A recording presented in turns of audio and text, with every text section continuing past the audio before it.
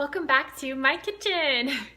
On a recent cooking episode, I showed you how to make a few things raw. One of them was this most amazing spaghetti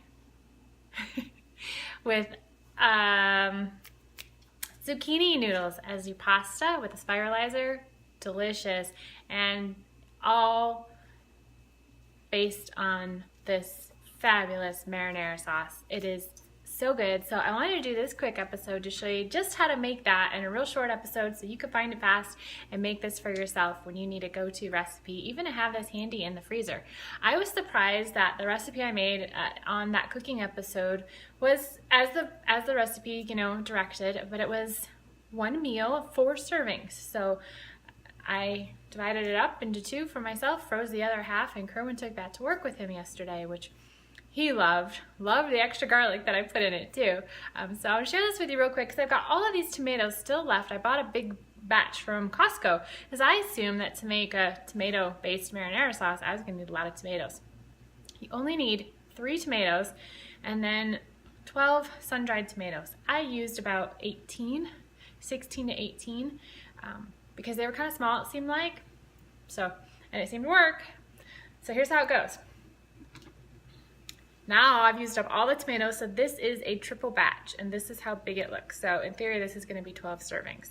I filled up this container 3 times with tomatoes. Just chopped them up, didn't take any of the ends off or anything. All I did was take off, these little green things. That's all I took off. And apparently you leave these on the tomatoes, it keeps them fresher for longer, which I didn't know that. So that's all I took off. Then I added 12 cloves of garlic for 3 times the recipe, but my cloves were like super big. So this is like 1 clove. Here's a clove. I mean, look how big that thing is, right? So I've probably really got like at least double the recipe. Probably easy, safe to say, triple the recipe for garlic. The dates calls for 3 dates, so I've got 9 of them in here for my triple recipe. And these are the sun-dried tomatoes. See how little they are? They're kind of cute though, right? But they've been soaking for days because I just had the soak water sitting in the fridge and just haven't gotten around to it yet. So they are nice and soggy soft. Oh, side note, when you put garlic, that's what I'm holding, into a Vitamix, you do not need to peel all the papers or even like cut off the ends. It will get completely blended in. So that's what I've got so far. And I'm trying to be a little bit more prepared this time as I do recipes. So get this, I actually have some things, measured out already. Could you believe that? It also calls for, but I did it wrong, 1/4 cup olive oil. But I'm 3 times in the recipe, so just realized that now. So here we go. I'll do 2 more of these real quick. We will throw in for the olive oil. 2 and 3. And what I was gonna do, so you guys could see, not tons of stuff to see, but you can see the little mess that I operate under. And I'm totally okay with it, because you know what? I only want to clean once. And let's see if you see okay? Maybe I should put you back there. Ooh, that might work. Okay, cool. There you go. Here I am too. So I got my water machine is right there for my pH balanced water. So I got the olive oil in, 2 tablespoons of parsley, so times 3. I don't know, I just cut off a hunk. That looks pretty good to me. And I don't worry about taking the stems off or anything. I just kind of throw this all in. So that's on top. And 3 teaspoons of salt. That's tripled. And it was a 1/4 teaspoon of cayenne pepper. So a little bit less than, 1/2 teaspoon I put in. And there you go. That's it.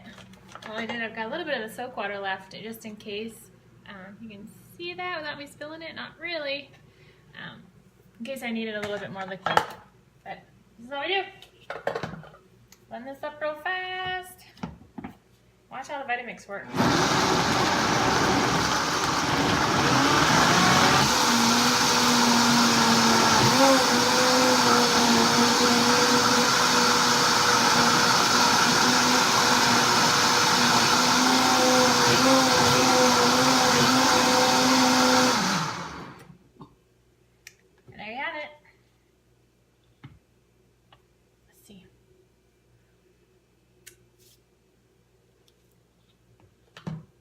yeah.